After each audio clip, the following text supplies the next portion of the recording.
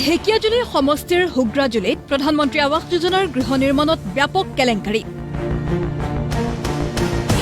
ঠিকাদাৰে হিতাধিকাৰীৰ একাউণ্টৰ পৰা উলিয়াই নিলে সমস্ত ধন, আধৰুৱাকৈ এৰিলে গৃহ নিৰ্মাণৰ কাম।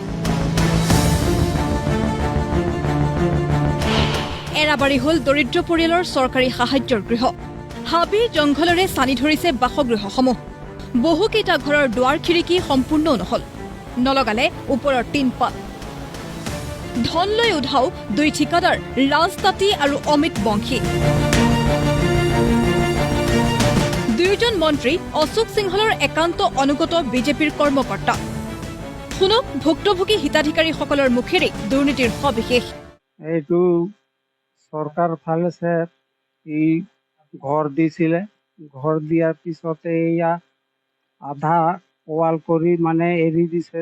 যিমানখিনি জংঘল হৈ গ'ল, আমালোকেতো চৰকাৰৰ ভোট দিওঁ, আমালোকে সব যেনেকা চৰকাৰ তাৰ কথা মতে আমালোকে চলোঁ।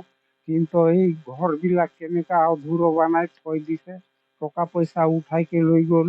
3 বছৰ অলপ বেছি হ'ল, 3.5 বছৰমান হৈ গ'ল ঘৰটো বনোৱা, কিন্তু এতিয়ালৈকে ঘৰটো কমপ্লিট হোৱাই নাই।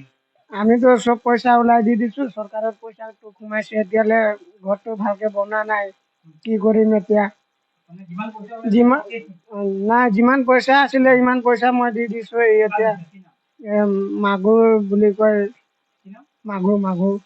মন্ত্ৰী অশোক সিংহলৰ অনুগত বিজেপি কৰ্মকৰ্তাই চৰকাৰী ঠিকালৈ দৰিদ্ৰ লোকৰ ধন আত্মসাৎ কৰা ঘটনাত আছাই তীব্ৰ প্ৰতিক্ৰিয়া প্ৰকাশ কৰিছে। আজি এই বিজেপি কৰ্মীৰ যি দালাল তথা বিজেপি কৰ্মী, ইহঁতৰ দালাল বিলাকে গুণ্ডাগিৰি হিচাপে ঘৰ যিবিলাক আৱাস যোজনাৰ কাম কাজ কৰিছে আপোনালোকে দেখা পাই আছে। টোটেলি আধৰুৱা। কিছুমান বেনিফিচিয়াৰীৰ ফিংগাৰ প্ৰিণ্ট লয়, পইচা সোমাইছে, ফিংগাৰ প্ৰিণ্ট লোৱাৰ পিছত যে হৈ গ'ল তোৰ যা বুলি কৈ পঠাই দিয়ে। অতিকৈ দুখ লগা বিষয় আজি যে পৰিৱৰ্তনগামী চৰকাৰখনৰ এই অৱস্থা। আজি পৰিৱৰ্তনৰ নামত কি কৰি আছে? আজি অশিক্ষিত দুখীয়া একমাত্ৰ প্ৰধানমন্ত্ৰী আৱাস যোজনা পায় কোনজন ব্যক্তিয়ে? দুখীয়া ব্যক্তিৰ মানে কি?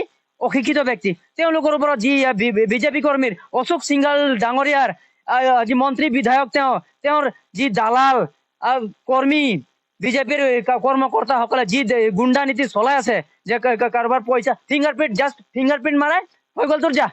বাকী আজি ঘৰৰ অৱস্থা চাইছে আপোনালোকে।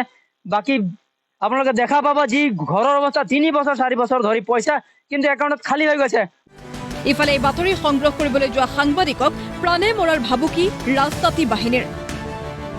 ভুক্তভোগী সাংবাদিকে এই সন্দৰ্ভত ঢেকিয়াজুলি থানাত এজাহাৰ দাখিল কৰাৰ পিছতো মন্ত্ৰী সিংহলৰ অনুগত ঠিকাদাৰক আটক কৰিবলৈ সাহস কৰিব পৰা নাই আৰক্ষীয়ে। ঢেকিয়াজুলিৰ পৰা সীমান্ত ডেকাৰ সহযোগত তেজপুৰৰ পৰা অৰ্ণৱ নাথৰ ৰিপৰ্ট, প্ৰতিদিন টাইম।